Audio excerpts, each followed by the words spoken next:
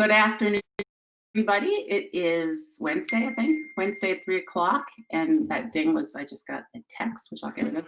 Welcome to Nuts and Bolts of Google Sheets, and we have Jaclyn Karabinas with us here today. You have probably been to some of our webinars about Google, and it's always Jaclyn doing the talking and teaching about it, and she's here today again, along with Beth Dion. She's here. So Beth and I will be in the background answering questions. We'll turn off our screens in a minute, and so you can't see us anymore. And I hope everybody's doing all right. I feel like I'm going a little stir crazy all of a sudden. It's only been, what, 8 weeks at this point. Hopefully everybody else is doing better than I am. Getting a little giddy. Let's see. Here we are, and here's a little bio about all of us. You can see, you can get this PowerPoint off of the Google Drive that we will send you a link to at the end of the webinar. After the webinar is over, we'll send you a link that will bring you to this document and the agenda document that Jaclyn's created and the certificate, and also a link to the video of this webinar.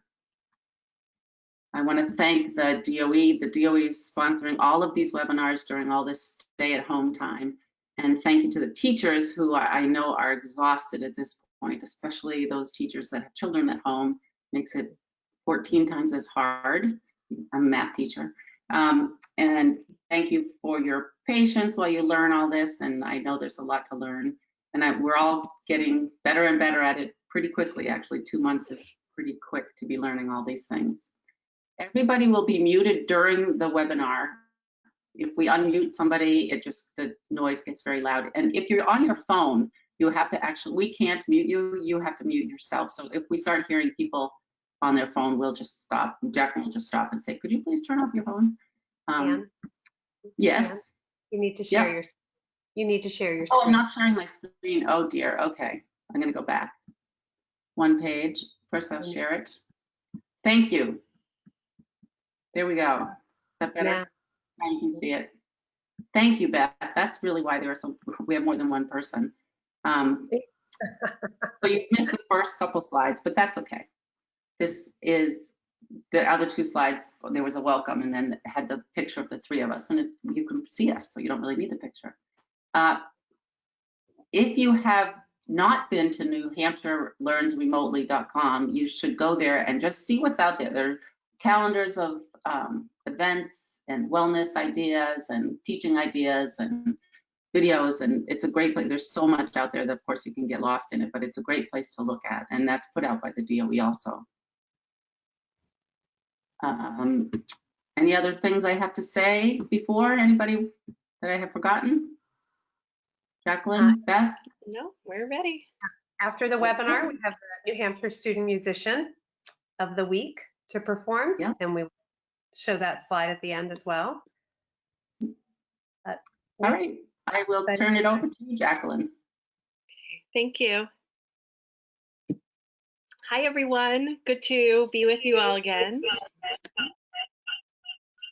Ooh. Oh, I hear a little echo, which is interesting. Oh, it's gone. There we go. Okay.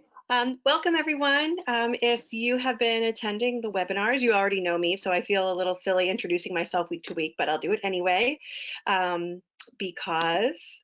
because maybe many of you are new. My name is Jaclyn Karabinas, and I am an educator. I was in the classroom for 12 years and have been I've spent the last 6 years working with teachers in their classrooms. So I left the classroom mostly because I really wanted to be in everybody else's classroom. I just really love teachers. I love working with them and seeing what we can do for students. And so we have been doing these webinar Wednesdays, really focusing on these Google tools, and I've been reading all of the feedback and all of the requests and really trying to make the best choices of what we can offer you here. And so thank you. I'm glad you're here. If you came to the forums, the Google Forms webinar, maybe a month ago, I can't even remember how long ago it was. This one is going to slow down a lot. This one is going to spend a lot more time going step by step in forms. That was a request. And this one will also go into Sheets. And so in the description, I try to make it clear that we'll be doing a lot of, really getting to know the nuts and bolts of Google Forms and Google Sheets. We won't likely get into Google Classroom. If we have time, absolutely. If that's something you're looking for, definitely check out the webinar that I did a month ago in the collection from Demonstrated Success. So you have the agenda. It's attached as a PDF in the control panel. And I also, in the chat box on the right in the GoToWebinar control panel, I put a link to the short link that you can access this as well if you would like. If you've attended one of my webinars before with these Google webinars, this type of webinar is very much a demonstration. Today, you're going to take some forms, you're going to look at the data on the screen with me in Google Sheets, and it'll be a lot more interactive. So I'm really looking forward to it. Google Forms and Sheets are one of my favorite tools. They're pretty near the top of the list. So I'm going to actually take my camera away now. I did make my cursor bigger by request, but I did learn last week that that I could see it large, but no one else could. And so I thought that was a really strange, I'm not understanding why in a screen share it didn't share that, but so I apologize for those who requested a larger cursor and it didn't come through. It was really big, but I will try to move as slowly as I can. I'm going to take my camera off so that you can see more on the screen. And here we are. So I don't want to spend a lot of time in my pep talk. I keep this at the top of all of my agendas because I really feel like there's just so much going on right now. It's hard to stay grounded and focused. There's so much to learn. It's a lot. So really I'm always sort of regrounding ourselves and making decisions based on our relationships and community, really making priorities with the curriculum that we expect to do with students and interact with students. And then always making sure that the tools support the goals. There are 1,000,001 tech tools out there, and you don't have to know them all. You don't even have to be really good at them all. You need like maybe 3. So if I were teaching right now in my own classroom, I would be using Google Forms and Sheets in Classroom every day and slides and probably Flipgrid. And I might use a few more for my own efficiency, but I really would just use a handful. So learning one tool at a time. If you're here, you're probably feeling like Google Forms is a good choice for you. So we'll take a look. Just giving you some links here. So these support links, I like to include a lot of support links and tell you what they are, so it can speak to what kind of learner you are or what you might need. So these two, support.google.com/edu. I just gave you a quick link here. I'm going to click on one so you can see, if you have not been there, how organized it is. Once you're getting used to using a tool, if you say, oh, I forget how to manage my responses, you go to support, you find it up, view and manage responses. And so everything is very step-by-step here. This right here, this Google Sheets cheat sheet, this is one that I made. You don't necessarily need it right now, but it's the kind of sheet I made that's, just really a step-by-step on sort of the everyday basic skills for Google Sheets. I'll be showing a lot of those today, and there's a lot in spreadsheets, so it's a good thing that you can pull out later. We have this one, the Google cheat sheet. Sorry, this one is made by Google. The next one, that's my how-to, very step-by-step, and it's really text heavy, but it's just really step-by-step how to do certain things. If you're a video learner and you like short, quick videos, Google EDU in 90. If you start practicing with forms and sheets a lot today and you say, I really want to know how to do grading again in forms, there's a video very specific how to grade using Google Forms. So these Google EDU in 90 videos really help you when you get down to the specific how to, or how do I. Gonna let that load to show you in a moment. And one of my favorites, it's a non-Google site, but it's this GCF Learn Free. They do have tutorials for all of the apps, and there is one for forms and sheets. And I really like these tutorials because they're super visual and they're chunked. So you get a little text, a little bit of video, a little bit of text, some screenshots. If that sounds like something that would work for you as a learner, and you like to really start at the beginning and take a tutorial to review your learning, I highly recommend that one. Yes, here's the Google EDU in 90. They're so specific and they're short. I'm just going to scroll to the new ones here, just very specific things that you can learn. Chromebook tricks, there's a how-to, Google Forms, there's so many of them, almost 100. So lots of short how-to videos. You can put your questions in on the right in the control panel. There is a place for questions. I also have printed out all of the questions that many of you submitted before the webinar, and I'm going to answer as many as I possibly can. That is my goal in life, is to answer everyone's questions as I can. And any questions that I don't get to, or for whatever reason don't get covered in the webinar, I will answer after the webinar on the question spreadsheet that's generated from GoToWebinar, and that will be in the materials that Demonstrated Success sends you at the end of the webinar, along with your certificate and things like that. Can everyone just double check if you are on a phone, if you could mute yourself on your phone, as we're not able to mute people who join by phone. I hear that there might be one person that is on their phone that hasn't muted their phone. Thanks for checking. Okay, so here we go. Here's what we're going to do today. We're going to do an overview of forms and sheets. Really, a lot of you even asked, I don't even know what they are. So we really are going to start right at the beginning. I'm going to make a form right in front of you here on the screen. You'll be able to take a form and we'll go from there. So I'm actually going to jump over. I typically, haven't used slides a lot because I jump right into demonstration, but so many of you were asking questions about the difference between forms and sheets and what were they, that I'm going to go through a couple of quick things. So forms and sheets are two separate apps. They are Google apps. Forms is it's a collection gather. It's a survey, like SurveyMonkey or something like that. And Sheets is a spreadsheet app. If you've ever used Microsoft Excel, then you've used a spreadsheet app. Very similar. So they are two separate, but the reason why I'm doing them together, and I frequently do them together, is because they work together and you can use them together. They collect information and organize on a spreadsheet as well as in the form responses, and we'll take a look at that. So I have been using forms for, I don't even know how long, probably since the beginning of Google time, for all different kinds of things. Once you get fast at creating them, you can whip one up really quick.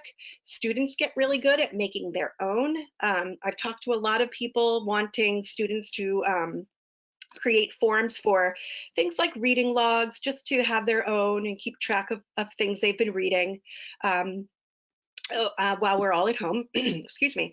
So here are just a list of ideas. There are so many things you can do with Google Forms and organizing information, so many different things. So thinking in terms of, we are loading, what's going on here? They work together. So a Google form connects to a Google Sheet. When the information is collected, it automatically feeds it into a sheet whenever it comes in. So if you send a form out, anytime someone fills out the form, completes the information in the form, it automatically will update the spreadsheet as long as they are linked. And the only way to unlink them is to actually go and physically do that. So it will just always spit the answers right into the spreadsheet. The Google Sheet, when you use it in combination with forms, the Drive automatically names it with the same title as the form, and then puts responses in parentheses right next to it. So that way you always know that the titles are going to be the same. The sheet functions like Excel.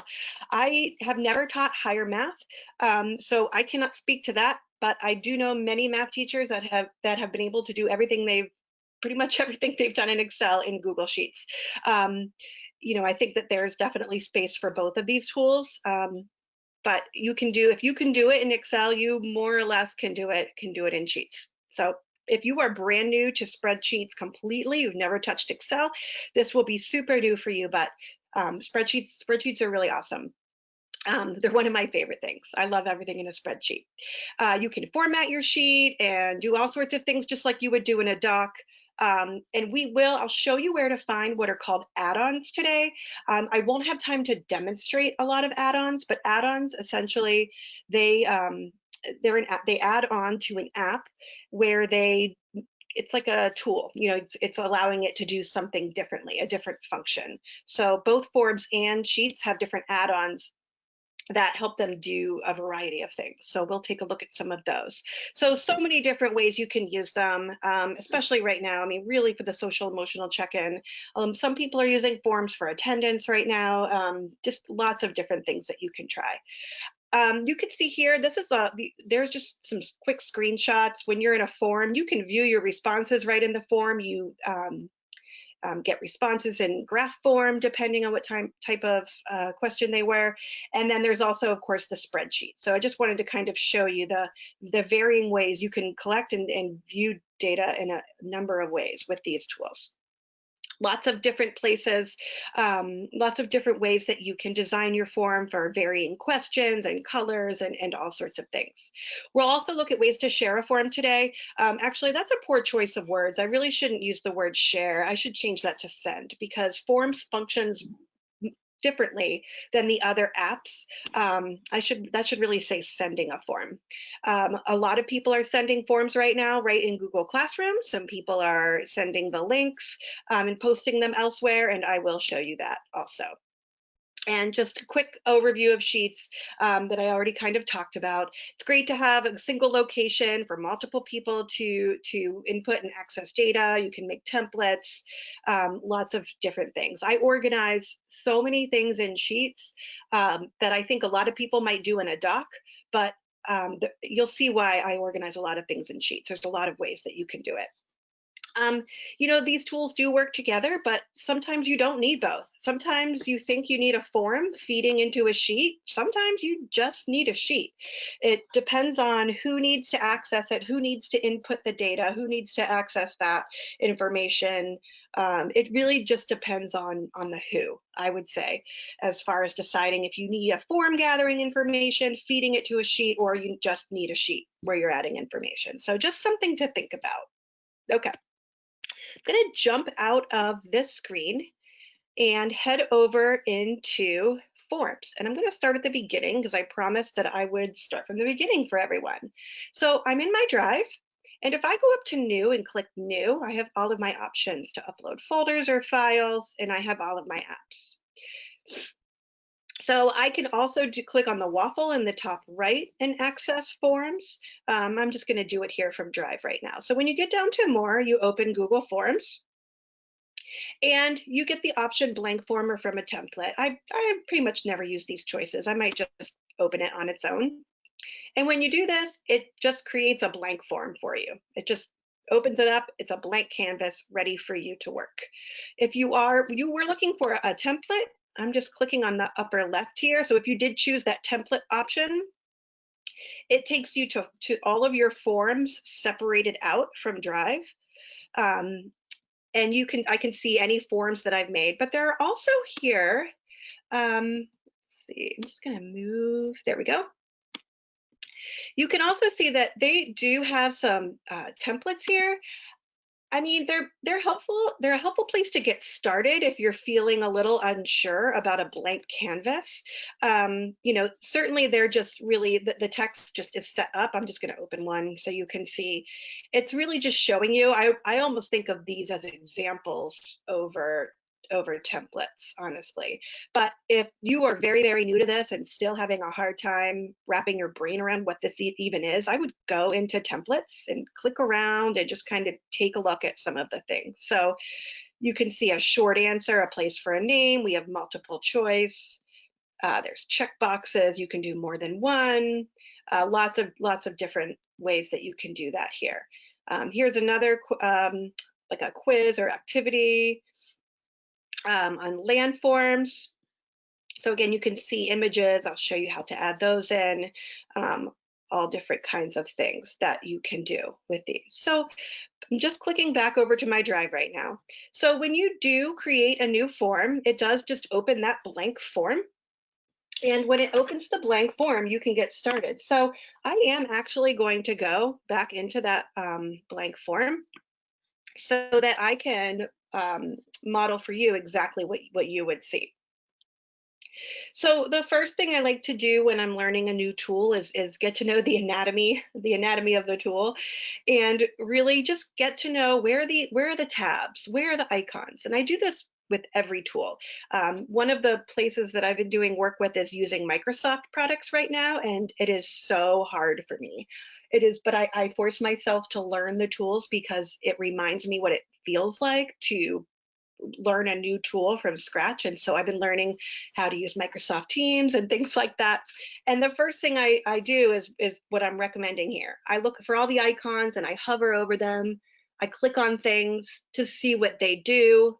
Nothing's going to explode. I think sometimes people are afraid to click. I click on everything and I just kind of get to know what's there. In Google, you'll always see the little snowman. It always means more. And that menu is always different. So up here, I see, okay, I have some more options. I recognize some of these, or maybe I don't, just kind of thinking about what's here. Here's another more menu. All right. And so if you're exploring a new tool, you might think, I don't know what any of those things do, but you kind of learn by necessity. With these tools, when you really need something is when you find it. So, okay, I can see, all right, my form is here. I need a title. And I can see that I can click on different places to type. So this is essentially how you get started. I like to think of forms as note cards, like a collection of note cards. So the reason why is because you can move them around. So do you see how I got a new cursor in the middle there? It's like a plus that's showing me that I'll be able to click and drag this around. So each question kind of gets its own like question card, if that makes sense.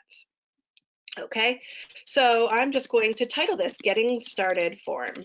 Not very exciting. Okay, I titled it. And if I click up here in the top left for the title, it automatically takes the title here. I recommend keeping these titles the same. I'm not sure why you would have different names in the file name versus the form name, but just, you can do that if you would like.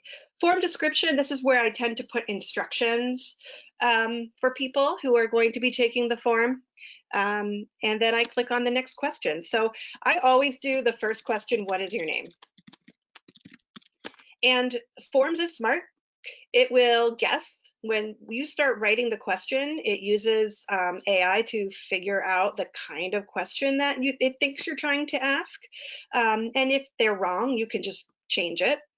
We can click over here. So you see this drop down here. Right now it says, oh, multiple choice. Well, that's not going to work because we want it to be short answer.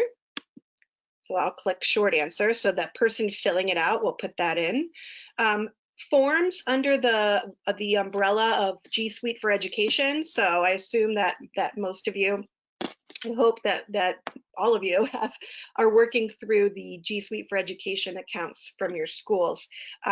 With your personal Gmails and personal Google accounts, you have access to a lot of these same tools, but you can't do a lot of the things with students in an easy fashion.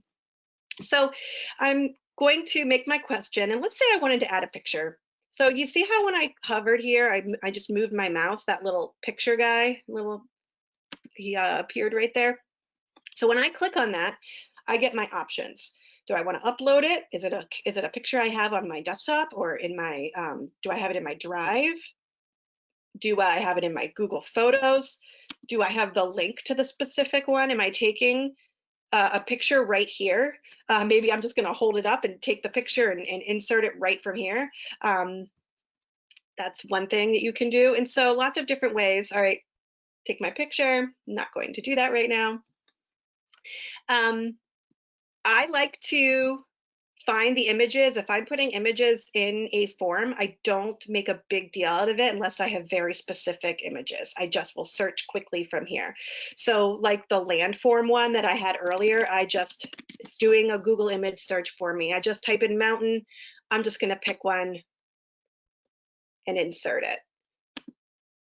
You know, when we're making these things and, you know, we're really busy. So time is of the essence. So you don't want to spend too long formatting. So now I have this picture, and this is just way too big. So if I click on it, see, there's 3 dots again, more, and there's a more menu. When I click on the photo, notice it gets like a blue line around it, and see my cursor, how it changed. I know that's really small.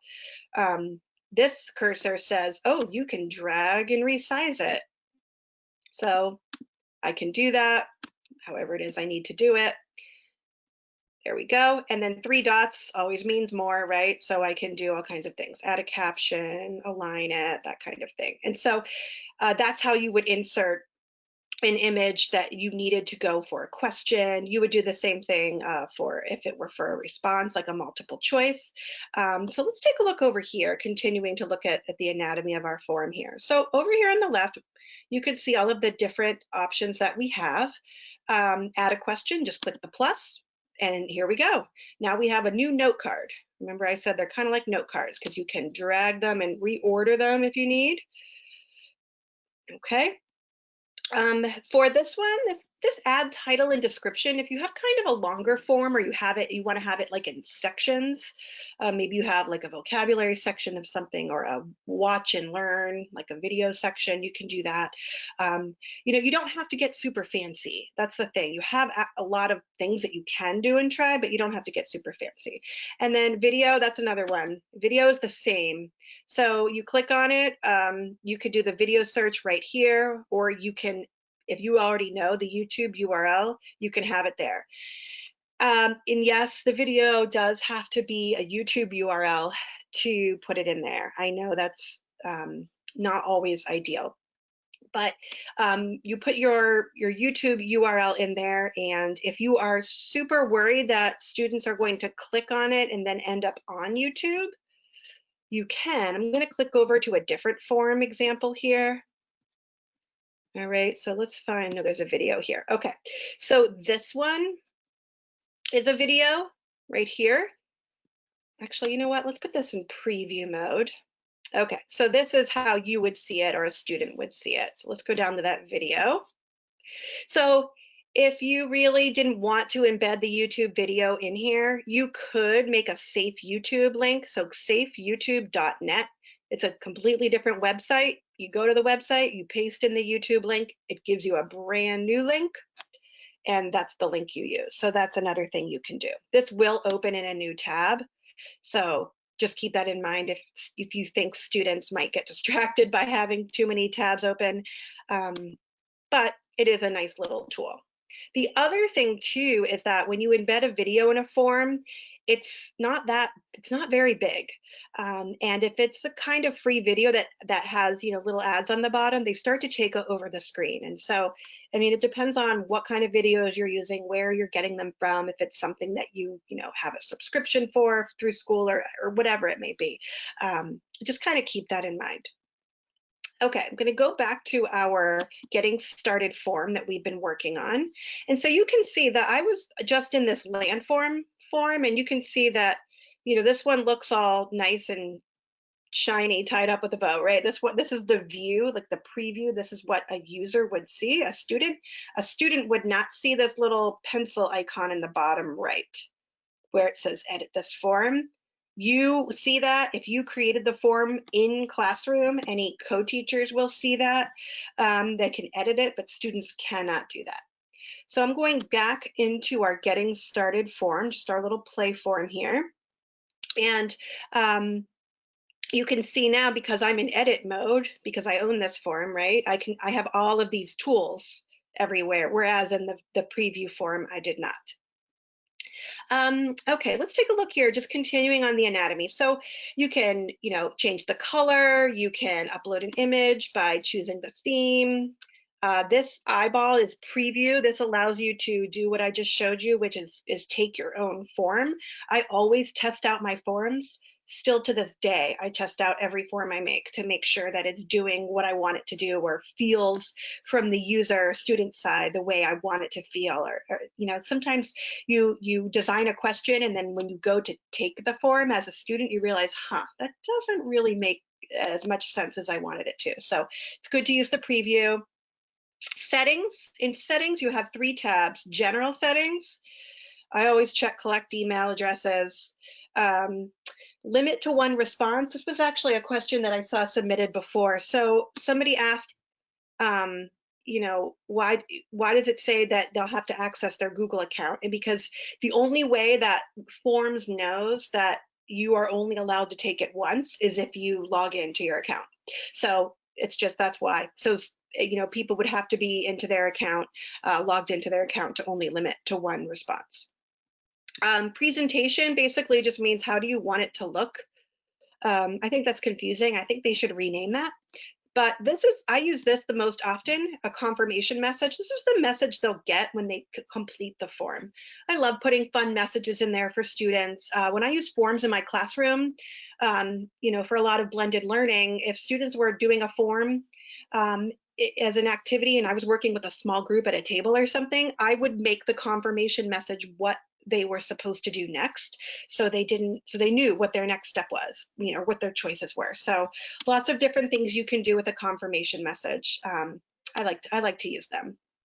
And then there's making it a quiz. I'm not going to make this one a quiz right now because I have another one that I'd like us to try for that. But if you do make it a quiz, then you have a lot of different options here. I'm not going to go deep into those in this moment, but I just wanted to show you where that is. Okay. Taking a look up here in the top right. So you see our 3 dots for our more menu. As soon as I finish, by the way, just going over these last couple of things in the top right, I'll take a peek in the question box before we move to our next spot here. Okay, so in this menu, there's a number of different things, and this is the main one I want to point out. So forms is different in that you don't share a form like you share a doc, or you know, you share a sheet or share a slideshow. It's not the same. The form is the tool. It is the tool that is going to gather the information, and so you're sending the form. So this send button is how you send it to people, whether it's email. Let me click on that one right now so you can see. Send it via email. If I know exactly who's going to get it, I can just type type the email in or type the group in. I can add a message. I can include the form right in the email. That's really great. So like, especially with like family or community members that need to take it, if it's right in the email and they don't have to click to another screen, they're more likely to just do it right then and there. That's a nice thing. Because here, oh, there we go, wasn't clicking for a moment. Here's the other way that we can send it. We have this link. It's a long, crazy, convoluted link. So if you want to shorten it, just click shorten. You could paste this link into an email. You could paste that link into like a slideshow for students. If you've made a Google Slides activity with videos and images and lesson, you could, the last screen of the slideshow could have a hyperlinked text or a hyperlinked picture that students click on, and it takes them right to the form that, you know, is some formative assessment for the lesson that day. So that's a really good use for that. And then this is to embed it in a website if you're doing that. So these are all the different ways that you get a form to someone, or if you're using Classroom, all you do is whenever you are creating the assignment, you can, if you already have the form made, you put the link in the assignment like you would anything else. So that's how it's a little bit different. So you see this add collaborator. So we send a form for people to take. We're not sharing the form with people to like have their own copy. You know, people don't all get, everyone doesn't get their own copy of the form. They take the form, you get the responses. You can, though, collaborate with other people on your one form. And so this is kind of like the sharing, but they don't call it that because it gets very confusing if you start thinking about sharing a form with other people. So if you want to build a form with you and a colleague, you can both do that. And you can add them right in here, and then you'll both be able to work on the form. So those are the main things I wanted to show you. This little friend down here, preferences. This is where you can make it default for all forms in your account, not just this form, but all forms. If you want to say, I want every form to always collect email addresses, I want all forms to just make every question required. If you have a default quiz point value, if you're only using them for quizzes, you could do that. So that was in preferences in the top right. All right, I'm just going to take a quick peek over here to questions and see how we're doing. Let's see. Can you personalize the header with your own picture? Yes, you can, Lisa.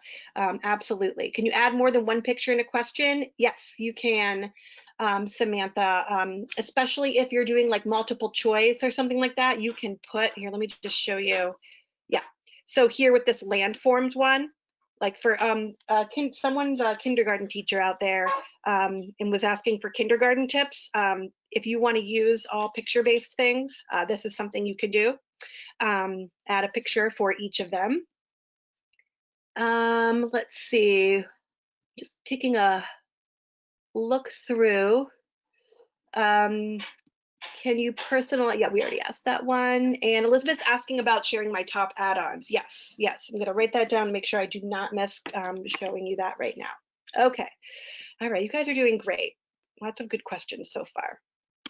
All right. So heading back into forums, here's what we're going to do, actually. I'm going to paste the link to a form for you in the chat box on the right. So in the control panel on the right, there's a lot of different things, but look for the one that's a chat box and expand that. And I'm going to paste the link to this landforms form so that you can take it. Now, a lot of these have some longer answers. I want you to be able to see too, like the video. I mean, obviously we don't have time for you to watch the whole video and even answer these long open response kind of questions, but just type something in the box just so we can see. And this actually would be a really good one to model making a quiz. So I think I'll do that. I'm going to show you how to make this a quiz if you wanted to collect points on that. And then I'll paste the link in the chat box and all of you will be able to click it and take the form. So if I want all of you to be able to take it, I'm gonna have to click up here with settings. Now, in your Google, in your G Suite accounts for school, this one I made actually in my personal account, this little section right here will say only allow people in your domain. So at SAU 37 or at SAU 50 or whatever your SAU is, it will say only allow people in your domain to take it. If you're gonna send a form outside of your SAU, like to families or something like that, you have to uncheck that box. Otherwise, they're not going to be able to access it. It's going to ask them to log into their school Google account and they don't have one. So you're going to want to make sure you uncheck that box.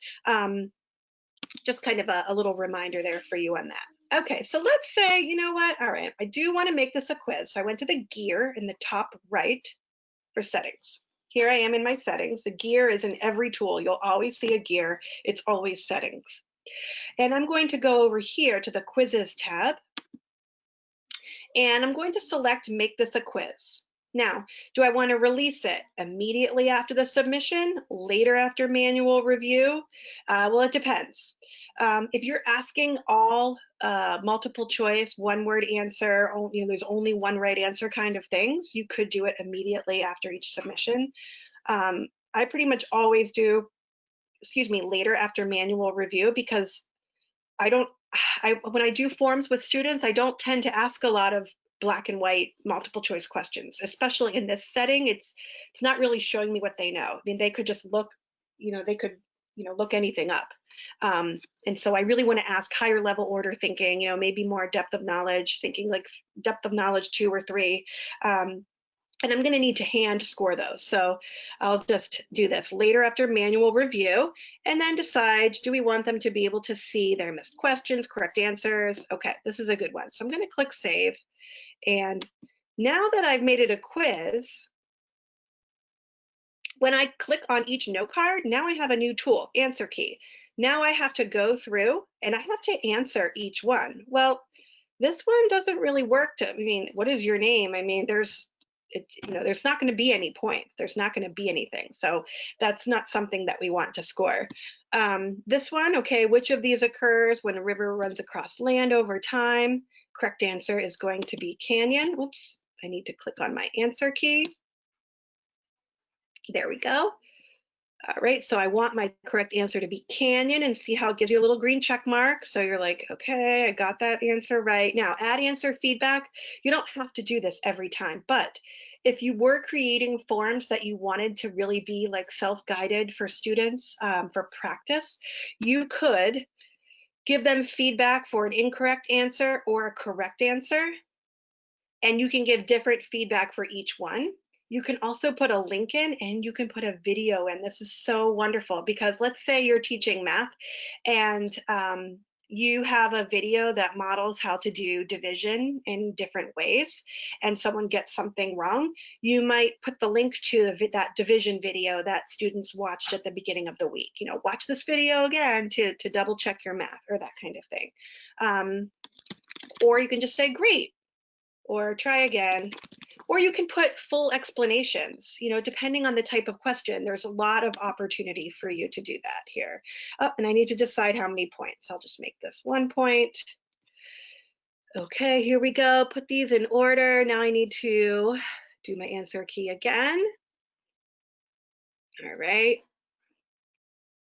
And let's say I want to make each one of these their own point, or however I want to do it. Click done. All right, now this is going to be a longer answer text, and so this is why I want, because this is a, this is more of a think, apply, and observe and share your thinking. More depth of knowledge 3 kind of questions. So I'm going to have to read these and score them on my own in forms, and so students will put their answer in here. For an answer key, I'm not going to put anything in that right now because students are going to write their lengthy answer, but I can still add the feedback. So here's my photo. All right, we're going to click done. Whoops, didn't make points for that one. We'll make this one 5 points just for right now. Okay, here we are. So we're watching the video, and now again, we're describing something. So I'm going to need to hand score that. So for answer key, I'm not going to put anything in. That's why they don't give you a box for it, because there's no way to put the correct answer in for a longer response. And then adding answer feedback is something you can do if you would like to do that as well. The one thing to keep in mind for these ones where it's where students are writing an open response, you can add individual feedback when you assess their form later, so that you can give them the feedback on their responses. And as soon as you all take the form, I will show you that. Okay, so here we are done.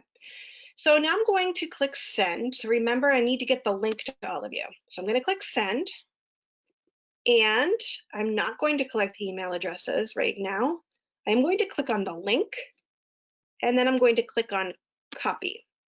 So now this link is copied to the clipboard in my computer, and so I can come over here and I'm going to paste it in the chat box. I'm hoping everyone found the chat box. So there you go.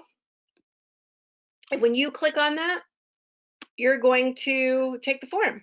So just give you a second to locate that, and while you're locating, and also I wanted to mention, if you're someone that, if you don't want to do this form right now, you don't want to click on that, that's totally fine. I'm going to be able to show you how to access the responses anyway. I know for some people it's a lot to be clicking around on different tabs, listening to a webinar, trying things out. It's hard to multitask sometimes, so you don't have to do that form. Let me just take a peek at the questions right now.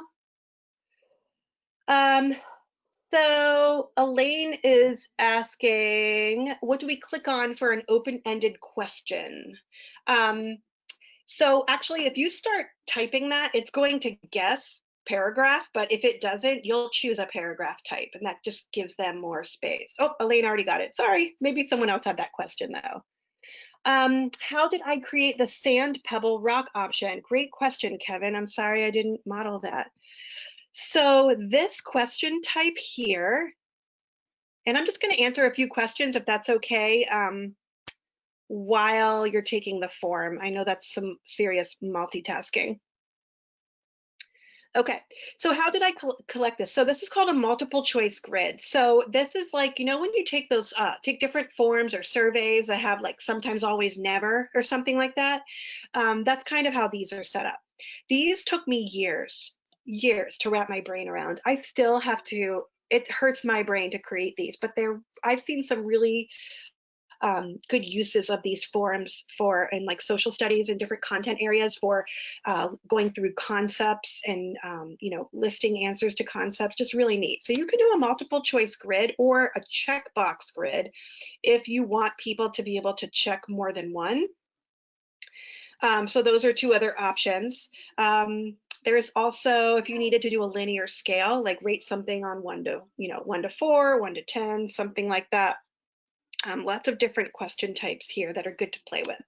And again, if you go to the templates for forums, like I showed you at the very beginning, that's a really good way to see question examples as well. Someone was asking, oh, no self-made video. Lois, you know what? I know a lot of you are out there making so many videos every day, and I love that. I mean, for me, I think if a video is already made and I can use it, then I'm going to use it. So that's really funny. All right, looks like, okay, I'm going to jump over here to my responses. All right, here we are. So I'm still in my form. Everyone see that? I'm in my edit mode for my form. And see, I have two tabs here in my form. I have questions and responses. And you can see this number getting bigger and bigger. I'll even zoom in. I'm just going to watch the number go up. So this is live here. I'm watching as the responses come in. Zoom back out. They're coming in. So I'm going to click into this tab for responses. Okay. So we have some new anatomy to take a look at here. This is the responses tab. So remember I said earlier that in forms, it spits all the answers into a spreadsheet. We're going to look at that. Next, it's the next thing we're going to jump over to here. So here it's going to show me, I can look at a summary of the responses. I can look at them by question, and I can scroll through each question. This is a great thing to do if you're doing, say you want to sit down and do all of the essays or something, or all of the open responses at once. You know, then you would see every student's response for that particular question, and then you could just kind of go through, like get in the groove of assessing that one question. So that's a really good use of that section here. Or if you like to assess one student at a time, you can click on individual, and you'll see the whole form is the form that you know, that one particular student. So here's me, that one person did. So, and then I'd be able to go through that here. So you can see 93 people took this form. I can just click through student by student, clicking through here. Now this is also where, so remember, in case you got confused where we are, we're still in forms. Questions tab is where you designed your form. Responses tab is where you're getting this overview of all of the responses. So I'm looking in here. All right, I left this as no points, so that's good. We'll leave that here. And this scored it by itself. I mean, I believe if a computer can score something, it should. I would rather spend my time assessing, you know, the higher order thinking that I want students to do. So, you know, that's why forms is such a great tool. You can set it up to you know, self-assess here. It's self-grading these. I don't need to go through 90 quizzes and say, oh, yeah, you got Canyon right. The computer can do that. All right, so here, all right, so it marked it wrong because I'm manually scoring it. So it's not wrong. I just need to manually score it because it was a long answer. And so I might do add individual feedback. And here's where I can add that specific feedback just for this student. So when I click on add individual feedback, here, remember right now, if I'm in someone's quiz right now, I'm in their quiz. So this feedback will not go to every student, it will just go to this one student. That can be really confusing because sometimes people are looking for a document that is the form in their drive and it's not there, you won't find it. You will only find this form view of the student work in the responses tab. I hope I explained that clear enough. That can be something that it's different than the other Google apps in that way, and it can really twist your brain up. All right, so as I'm adding, sorry for that scrolling. I'm gonna go back to one of these so I can show you the scoring. All right, so I can, go through, do my feedback, add individual feedback, make sure I, give everyone the point. Whoa, 23. Give everyone the points that they need for the ones that I'm manually grading. All right, here we go. So once I've done all of that, depending on the kind of form it is, you may not need to go to the spreadsheet at all, but we are going to go to the spreadsheet so that I can start to show you what this looks like, and then we can start playing in Google Sheets for a little bit. Before we come out of forms here for a moment, I did want to answer the what are my favorite add-ons questions. Whoops, sorry. All right, so up here in the top right, we have, I lost my, lost some of my window here. 1 second, please. Oh, there we go, okay. So up here in the top right, I have my 3 little dots. And this is where you can get add-ons. And like I said, add-ons, they just help your form do crazy things. That's the way I call it. I went down an add-on rabbit hole maybe 7 or 8 years ago, and I don't know, I became obsessed with learning all of the add-ons for all of the apps because I was so excited about my choices. So like I said, I can't model these, but I will just tell you a couple that I like. Form Ranger I use a lot. If you have a form that students are going to use and you want it to automatically pull in a roster of students, a list of student names that's in a Google Sheet, or you've put in a Google Sheet, it will automatically pull that list in to create a dropdown. It's a really great way to use a roster as a dropdown in a form. Or if you have, like 100 choices or 500, whatever it might be, depending on the information you want to pull into a form question, when you update the sheet, it automatically updates the dropdown in the form. I'm a big fan. Form limiter, this is another one that sets the form to stop accepting responses after so many responses. You can do date and time. This is for those of you that really wanted to have, you can take your quiz at any time on Thursday, but that's it. This is the add-on you want to leave or you want to use. And here's the caveat though, is that your domain is likely set up that you can't add add-ons in yourself because they need to be vetted to make sure that they are secure. I always trust add-ons from New Vision's Cloud Lab, and then of course the ones from Google are trusted because we're using Google tools, but you'll want to check with your IT person for that.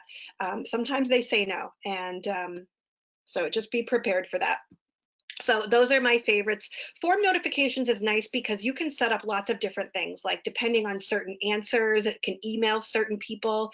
I've seen people use it for discipline referrals where, if you choose a certain homeroom teacher's name, it'll email that teacher the answer to the form or the response to the form, that kind of thing. So some different things to play with here. Oh, and DocAppender is another good one. I'm looking at my time now, but I would check out DocAppender if you're someone that likes to have like essays and forms and have it all go into one place. Check that one out. Okay, I am heading back into our form. We were in our land form. Let's see. There we go. All right, here's our land form. We're going to go to responses. Okay. Here in the top right, I'm in the responses tab. I'm back in forms. Okay. Top right, I have a more menu. See my little 3 dots, always a more menu. Okay, what do I want to do? Well, do I want to download these? Do I want to print them all? No, I really don't want to do those. Select response destination. Okay, so if you're going crazy with lots of forms, you want to start telling your forms to send the responses to one sheet in different tabs. When we click over to Sheets in about 22 seconds, I'll show you what I mean by that. That way you have all your forms going to one sheet in different tabs. So I'm going to click this here, select response destination. Do I want to create a new spreadsheet? Okay, by default, it's set up to do that for me. But if you're using a lot of forms, you're not going to want 500 forms and 500 spreadsheets in your drive. It will make you crazy. You want to say, I'm going to select an existing spreadsheet and then select. And maybe you go and you find your sheet called, period 6 social studies quizzes or whatever, or Spanish quarter 4, or whatever it is. You just decide, you make a sheet and you're like, you know what, this sheet is going to collect all of my forms for Spanish period 7. And that way they're all in one place. It is a beautiful way to organize your responses. So I'm just going to, for right now, I'm going to do create new. But definitely, if you're using forms a lot, you're not going to want to create a new response sheet every time. You will lose your mind. All right, so now here on the top right again, I want to view my responses in Sheets. So we're going to segue into Sheets here. So here I go. I'm opening Sheets. All right. So the thing about Sheets is that it's not beautiful yet. It can be. You don't need to edit or format this at all. There are some forms that you'll never need really to look in the spreadsheet, depending on the type of content it is. You may just do the student response view in the Forms app. But here we are in Sheets, and this can be helpful depending on what information you're gathering here. So it's kind of a mess. It's not easy to read. It's not beautiful at all. But this is important here. So this score, anything that I manually score in Forms will update here. So even though it already made the sheet, if I go back in and manually score any of these forms, this will automatically update. So those of you that like to avoid the Google Classroom gradebook, which I think is a mess, or you want to use your own gradebook in spreadsheets in Google Sheets, or you want to download these scores or copy and paste them or whatever to put in another tool like, I don't know, PowerSchool or whatever you might be using, this is where you'll get it. You'll get it from right here. Okay, how are we doing? It's a lot, isn't it? There's so much to learn. I'm sure you're all you have spinning brains right now, but you're doing great. All right, we're just going to take a step back for a minute because this is the first time we've opened Google Sheets. So let's take a look. Get to know the lay of the land, right? Always get to know the anatomy of our tool. So if you are brand new to spreadsheets completely, as in you've never used them before, the basic setup of a spreadsheet, it's a giant table. These are cells. Okay, so these individual boxes are called cells. We have rows and we have columns. Okay, so column, column, column, rows and columns. Okay, so that's our basic setup. The purpose of a spreadsheet is to organize information. Spreadsheets are huge in the math and science world because organizing and displaying data in different ways, it is really seamless here. It is really easy to make graphs and various things from the information here.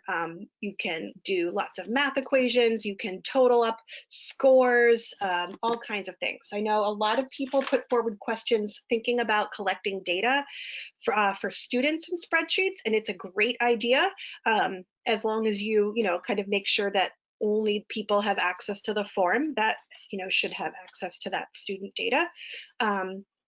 And that kind of thing. It's a really great place if you have 5 different people collecting data on a student. You could all do this in a spreadsheet. So across the top of a spreadsheet, you'll see all the tools. And as you hover, It'll tell you what it does. You don't have to learn them all at once. All of these spreadsheet options here, also exist in the menu. So they're repeated. So it's really a preference. If you like to go to tools and you choose something here, that's fine, or you can choose the tool from here. It just depends on if you're, are you super visual learner, or do you like getting things from a text-based menu? It's up to you. So lots of different things. Spreadsheets take a really long time to learn when you're using all of the different tools. If you're just typing in information or collecting information, you'll learn it pretty quickly.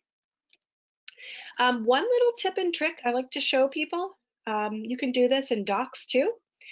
If you are an Excel lover or you just really know how to do a lot of things in Excel and you're frustrated because you think, oh, I knew how to do this in Excel and now I can't find it in Sheets.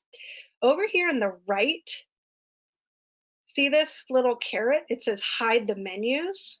If you click on that, you get this little search bar up here in the top left. Do you see it up here? And this is where you can search. So if you say, in Excel, I used to know where the basic formulas were. You just type in formulas and it brings you up all of the options from your toolbar to quickly do it.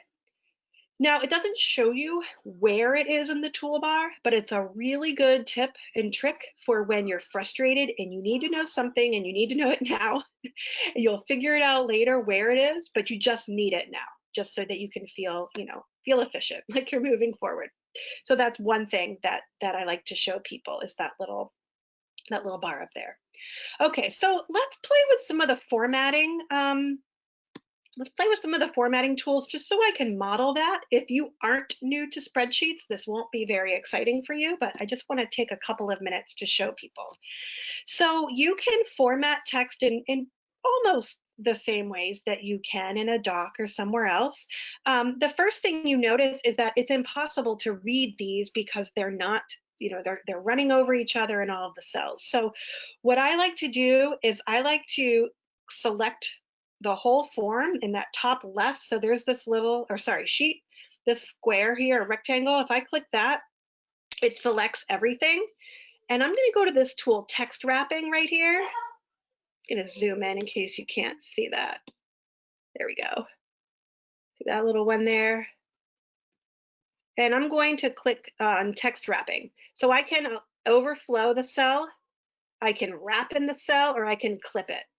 So sometimes I'll just clip it, because if I don't need to read all of this information, I just need it here. Maybe I'm only getting the scores out of the spreadsheet or something. I don't even need to wrap it, or I don't even need to do anything really. Or if I want to wrap it, I can select these two columns.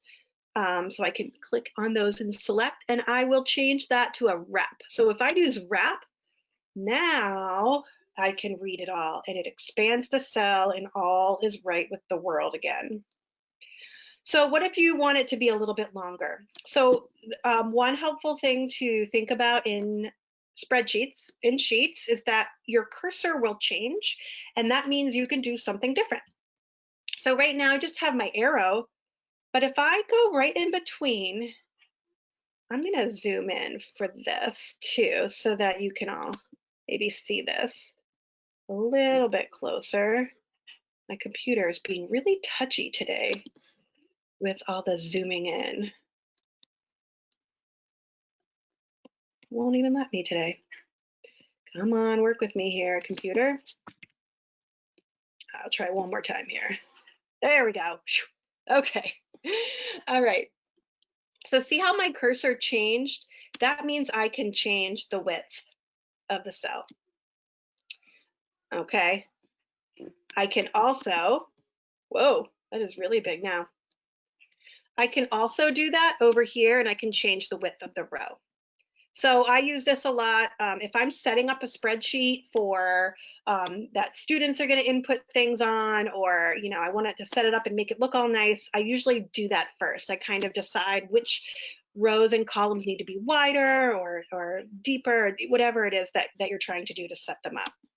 If you're a color coder like I am, you can select a whole row or column, and you can, give it a color. You can format the text using these tools up the top. So let's say I want everything centered, or this one says vertical align. So this is going to align the text in the cell. So maybe I want it, so it's showing here. Do I want text at the top, in the middle, at the bottom? So all of those different things. I'm not going to show you every single one because there are a lot, and it just depends on what you want to do. But you can bold, italic, change the font, that kind of thing. I'm going to take a peek over at questions before we go back into our form and take a look at different things. So Elaine's asking about, back on forms. Do you have to assign points to every question? No, you don't. Why are answers to quizzes deleted when a student submits the form? That is suspicious. Yeah, that should not happen, Kevin. I'm wondering though if I understand your question. Can you maybe email me after the webinar? Let me help you with that. Jesse's asking, if you give feedback to a student response on the form, does it return the form to the student to redo, or is it more offering feedback for them to see, not necessarily edit? That is a great question. So it is giving them the feedback just for them to see. However, if you check the box in forms that allows them to take the form more than once, that's in the settings, and you're using Google Classroom for it, then you can assign it and they can take it again. That's the quick answer. So Susan's asking about the response sheet. Okay, so deciding where the responses are going to go. So say you have period G, she says, then all the other sheets you create for that period will be put there. Yes, so let's say you create a spreadsheet. You create a brand new one, you go to Drive, click new sheet, and you name it period G. Then every time you make a form, I'm going to click back into forms for a minute. Every time you make a form, you're going to want to select response destination. It's going to walk you through it. You're going to pick that you want that form to spit its answers into period G. Because then what it's going to do, I'm back in Sheets. Take a look here in Sheets at the very bottom. Do you see how there's this little tab that says Form Responses 1? I'm going to rename this. Okay, so do you see this little arrow? I know that's small. I'm going to click on that. I'm going to rename this. This is like a tab. So this was the landforms quiz. So I renamed that with this little arrow. So I clicked it. I can change the color. So much you can do. Rename, I can duplicate the whole sheet, like if I have a template, lots of things. Okay, so now the next time I link a form to this sheet, it's going to land in it's going to land right here. I have so many examples. I can't really show them to you though, because it's all student work. But I have some spreadsheets that have 50, 60 different tabs along the bottom with all of the different forms that have spit the answers into this one spreadsheet. You can move them around. So when there's more than one tab at the bottom, you can click and drag them, and you'll be able to like reorder them and hide them if they're old. So once you start organizing things in Sheets, you start to find the tips and tricks that Sheets can help you with the organizing. There's a question, if you share a Google form with only 10 of your students, can the 10 students see who else received the form, or is that kept confidential? Great question. No one can see. If you send the form, you send that link out to students, however you're going to send the link, they can't see who got it. Students will only see. Now, let's say you do create something where you want students to see the responses. So for example, if you were doing like a class survey of, what you wanted to do, what was the next read aloud?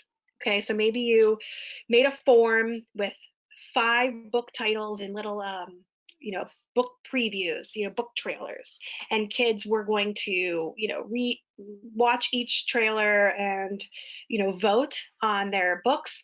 That's something that kids might want to see, everyone's responses. So if you were going to do something like that, and up here in the little gear for the settings, okay, so I went to the gear for settings and I'm in forms.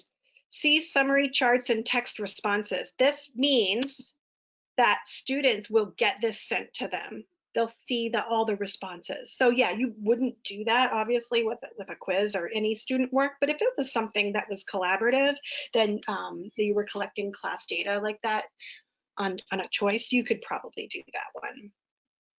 All right, let's see one more question, then I'm going to go back into Sheets and show you a couple more things in Sheets. Okay, when you create a new sheet, how do you copy one sheet and paste it into a new one and keep the formatting of the columns? This is a great question. I'm going to go back into Sheets. Okay, I'm here in our, let's go to, let's see, full screen, make it a little bigger for you there. All right, I am back in Sheets. I keep telling you where I am because I know if this is new for you, it's hard to keep track of where we are sometimes with all of the tabs and different apps. And so just want to let you know where we are. All right, I'm going to click on this sheet up here in the top left to model this, Stephanie, and I actually think this is going to be useful for a lot of people. So when I go to Sheets Home, and this is Sheets on its own, not in, I mean, these are my files in Drive, but I'm not in Drive. I just kind of separate out Sheets by clicking on that little icon. You'll see that we have here templates. I love Sheets templates, mostly because I don't know how to do a lot of formula writing. I've taught myself over the years, but a lot of these have the mathematical formulas for various things built in, like if you're doing a budget or schedules, and like the formatting is just all set up for you. It's so nice. So I'm gonna, let's see, let's just open, let's do the, I don't know why I'm having a hard time. Just pick one, Jaclyn. I'm gonna pick this one. Okay. So here I opened a monthly budget template. Sometimes it's nice to start from a template so that you don't have to do all the setting up of, the colors and blocking out text or whatever it is that you want to do. All right. So see down here at the bottom how there's two different tabs here. So here's the summary of what this template does. I'm going to click over. Here's a new tab. So this new tab, transactions. Okay, remember I told you earlier you could reorder these? That's what it looks like when you do that. So here's this. Okay, now if I want to copy this or duplicate it and keep all the formatting, let's say I set up a whole form, or sorry, I set up a whole sheet with the rows and the columns and the colors and the everything I wanted, and I wanted it to be like my own template. I'm going to click this little drop down here in the specific sheet that I want to copy. So these are the two options you're going to look at. If I click duplicate, it's going to duplicate this right here in this sheet. So I'm going to do that, and see, it just duplicated it right here on the bottom. And I'm going to click rename. Can you guys see that on the bottom? That's really small. I'm going to so I'm just going to rename this. I'm just going to call it Sunday. I don't know why. Okay. So if you use this arrow and do duplicate, that's what it does. But if you want to send it to a totally new spreadsheet, you go to copy to. Do you want to copy it to a brand new spreadsheet, or do you want to copy it to an existing spreadsheet? So that's something you can do. So I hope that answered that question for you, Stephanie. Okay, question, how do you freeze a section? Let's take a look. Can you lock cells to prevent editing? Sorry, I'm just looking through the questions really quick to show the specific. I'll come in 2 minutes. Just cut it open and see. It should have, oh, gee. If you're on a phone, can you mute yourself right now? Thank you. Okay, I just wanted to take a quick look through so I knew exactly which things to show right now. So I'm going to show freezing rows and columns, and I'm going to show you how to lock different pieces, parts of the form so that people can't edit it. Looking at the time here. So I'm going to show those two things, and we'll see where that lands us. All right. So I'm going to jump over to, let's see, let's get rid of some of these tabs. How about that? We'll start there. And I'm going to go back to our land forms sheet. Now, I get emails a lot about organizing your forms and your sheets in Drive. People are losing their minds about organizing.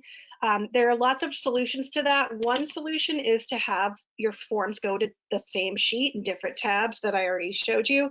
The other one that I like to do is I like to create all my forms in Drive, not in Classroom, even if I'm making them to use in Classroom, so that when I make it, I can organize it in a folder right away.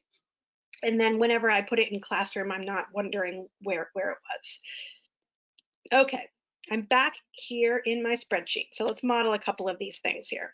So let's say I want to freeze the top row. So when I scroll, I always see that top row. So with a spreadsheet, the way I like to teach people to use them is I say you have to tell the spreadsheet what it needs to do and where it needs to do it. So you kind of think through the behavior that way. So if I want the top row to freeze, the first thing I have to do is select it. When I click on one, it's going to see how it selected that whole top row. And so now I'm telling the spreadsheet, I am only working with row 1. Okay, so here I am with row 1. And now I'm going to go up to format. And when I click on format, I have 8,000 options that I can use here. All right, so many different things. All right, can do all sorts of things you're trying to do here. But for freezing it, I need to think, okay, well, it's not really formatting. I'm not trying to make it look a certain way in the cell. I'm trying to view it. So this is kind of, I'm talking you through my process of how to like find things in the menu. So you just kind of think, okay, I want this row to view, in a certain way, and that's where you'll find it. So view and then freeze. So I can say freeze 1 row, 2 rows, up to current row. You could decide where you want it to, to go. So I'm just going to do freeze 1 row. When I do that, when I scroll, there it is. It's all set. Okay, so that's freezing. You can do it with columns too. You can freeze this column if you want to scroll left to right and keep this first column frozen. You can definitely do that too. The other one is someone was asking about for editing a sheet. So this is a really good trick. So let's say there's 5 of you working in a spreadsheet, but you don't want everybody to be able to edit the whole spreadsheet. A good example of this is like if you're going to use a spreadsheet for a sign up, you could create a form for a sign up. But if you just wanted to skip the form and have people be able to go sign up for something on a sheet, but you don't want them to be able to edit the first column that says, what it is they're signing up for or the date or whatever it may be, you can limit that. So let's take a look here. Let's say we don't want people to be able to edit column A. So remember I said you kind of have to tell the spreadsheet where it needs to follow your directions. So first you say, okay, I want A to not be editable. So I go up here, and actually I have to think about where this is right now. My brain just froze for a minute. I'm sure if I'm getting tired, you are too. Let's think for a minute. I'm totally drawing a blank right now, and this is a tool I use all the time.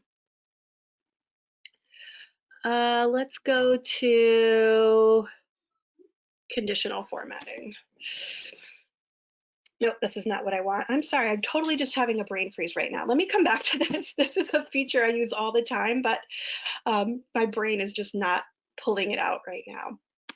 Let me take a look back there where I just jotted down. There were 2 other questions. I will come back to that though, because I want to be able to show you. Let's see. Checking on these questions.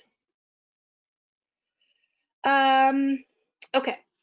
I see lots of form questions that I want to answer, but I do kind of want to hang out here in forms or in sheets just for a moment. Let's take a look at something called, here, I'm looking at my list here. Let's look at a formula. I'm not going to show a lot of formulas because that gets really advanced and I really want to keep this to basics.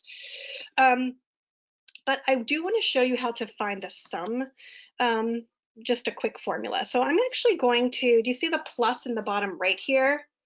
I can just add a sheet right here and it just opens a new sheet right here, or a new tab, I like to call it, in this sheet. So I'm still in my landform sheet. See, it gave me a blank one. So again, I did that in the bottom left, add sheet there. If I click it, I can just keep adding them. So let's say you have a list of student scores. I'm going to make this a little bit bigger so that it's easier for some of you to see. There we go. So I'm just going to do super basic. I mean, like I said, I would love to be able to show you the, the real data, real school information with this, but I just really can't. It just gets too, I'm always worried that I'm going to end up showing something. So let's say I have a list of scores. Okay. Remember I said with a spreadsheet, you have to tell it what you're working with. So if I want to work with these numbers, I have to tell it I need to select them. So I'm going to select, I like to click and drag to select. Some people like to do shift and a down arrow to select them all. You could select the rows. So I'm just, I'm selecting, just showing you different ways to select. So let's say I want to work with these numbers. So look up here in the top right. This is your function button. So let's say you are not a math whiz, you don't know how to write formulas or anything like that. It is okay. When you click this, it gives you some of the main things that people will use all the time. There are so many different. I've recently started teaching myself how to use these, and it's just nothing. I'm just excited to learn more. So let's say I want to find the sum of these numbers. All I have to do is highlight them all, click sum, and it says here it's finding the sum of A2 through A9. So it's finding the sum of A2 through A9. Okay, I hit enter, and there it is. That was it, adding it up. Now, when I click on this cell, notice here, this is the formula bar in Excel or in Sheets. And so when I click on this, it tells you what it's doing. And I always like to look at it. I'm going to zoom in so you guys can see that. I always like to look at this because then I learn the formula. So essentially, I could just type in that formula. If you know formulas, you can do it. I always have a hard time with the zooming back out. There we go. Okay. So what this basically did was I said, okay, this cell, I want this cell to equal, all right, I'm going to press equal, the sum, all right, and then I'm going to tell it A2, and then a colon means like through, A2 through A9, and I'm going to put it in parentheses. And this says this cell will equal sum of A2 through A9. I hit enter and it will do it. And so you can kind of teach yourself some of the basic formulas by playing with this function bar. Average is exactly what it sounds like. Count how many things are there. You want to, I don't know, you want to find the max, that kind of thing. So if that's something that you think you'll use a lot, it's worth playing with. Another quick tip and trick I wanted to show you in here is that Sheets will sense patterns. So if I start typing in January and I want it to have all the months, do you see right here, there's that little blue dot? Look how I get a different cursor when I go over the blue dot. I'll just keep doing it here. That is a drag down. So if I just type in January and I drag that down, it will put all the months in for me. Let's say I want to have it sense patterns for a date. Maybe I want to list it weekly. So today is, let's see, today's the 13th, right? So let's say I want this to have, weekly, every Wednesday date will be here. So all I have to do is set up the pattern. Well, a week from now, 5/20. So now I can highlight both of these and it's going to sense the pattern. These are a week apart. So I'm going to drag it. I set the pattern up. I'm going to drag it and it set them all up. It will save you so much time if you're someone that tries to do things like that. Does it with days? So it will sense the pattern. I always love showing that because that is a big time saver. All right, we only have a few more minutes, and I'm still a little distressed that I'm blanking on that function for freezing the rows so that other people can't edit them. You know what I'll do for you, all of you? I'll make a quick screencast, like a quick, minute video of how to do that, and I will have demonstrated success put it in that folder that you'll get with your certificate and all the things from the webinar, because I'm just drawing a blank right now and I don't want to waste your time clicking around to do it. But just so you know what it is I'm talking about, it essentially, it's so that you can create the columns so that no one else can edit it, or you can set up different cells or columns and set up different places that only certain people can edit. So if 10 people have access to the form, maybe only 2 people can edit things in column B or something like that. So that's just something that I'll make you guys a video and I'll put that in there for them.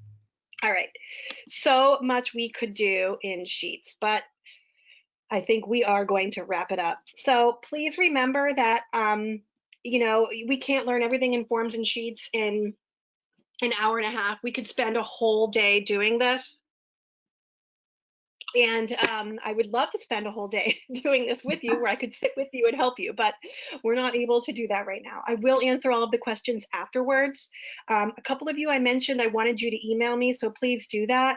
And yes, and if you want, if you really were looking forward to using Google Forms more, Google Classroom, just check out that other webinar that I did, because I do a lot more of that there. Thanks, everyone. I really appreciate you all spending time today to learn with me. Thank you, Jaclyn. And yes, we could spend probably even more than a whole day trying to figure this out, but this is super helpful. And I think it also helps if you just download a spreadsheet and start playing with it, or you don't have to download it on Google Sheets, just start putting Open things one in up. and trying things. And same with forms, right? Absolutely. Okay, and we will answer all the questions. There were a lot of questions that were asked. We usually get hundreds of questions, and Jaclyn takes the time after and she goes through and she answers all of them, and we'll put them on the drive where you will have access. In about an hour or two, we'll send you an email that will give you links to all the documents and the certificate and a link to the video. We have some more webinars coming up. These are the next 3. Tomorrow it's going to be a conversation with principals, just trying to talk about what they're thinking about for the fall and the summer. What are they going to do? And nobody seems to have finalized any plans yet, but the discussions are really interesting. And next week we'll have Jaclyn again, and she's going to talk about slides and drawings. And I don't even know what drawings is, so that'll be really interesting. And then again, another conversation with K-8 principals, again about planning for the fall and hopefully taking some steps towards what we're going to be doing. If you go to the demonstrated success site, which I'm going to do right now, there's a lot you can see. Where is it? So this is the demonstrated success site. Demonstratedsuccess.com is how you get there.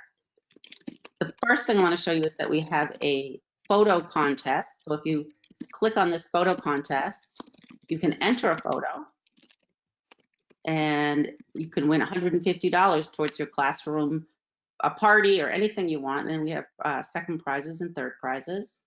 You just enter your information, upload your photo, and we already have quite a few entries. So go for it. Enter anything. And if it has to do with school, all the better, but enter anything in there. You can also find the webinars and the schedule for what's coming, and the webinars links to the webinars that we've already done. So here's the schedule, so you can register for these. And below that are links to the videos that we've done before on the YouTube channel. I think I have some slides for that too, so I can skip over the slides, but going straight to the demonstrated success site, you can find out how to get to any of these. We bring this back up. Oh, oops. So this is the list. This is what it looks like on our YouTube channel. We have tons of videos out there now for all the webinars. We also have some musicians out there. On Wednesdays, we've been showcasing people from around the state, students from around the state who are musicians. Today at 5 o'clock, we have Lindsay Breyer from Wyndham High School. She's a flautist, and she will be on at 5 o'clock from 5 to 5:30. So please join us on our Facebook page. Here is information about the photo contest. And here's our information if you want our emails. And if you have any questions, please send them to us. We will get them answered. And I can hear Jaclyn clicking away answering questions as we speak. We will send those to you. So thank you very much for joining us, and we will see you next time.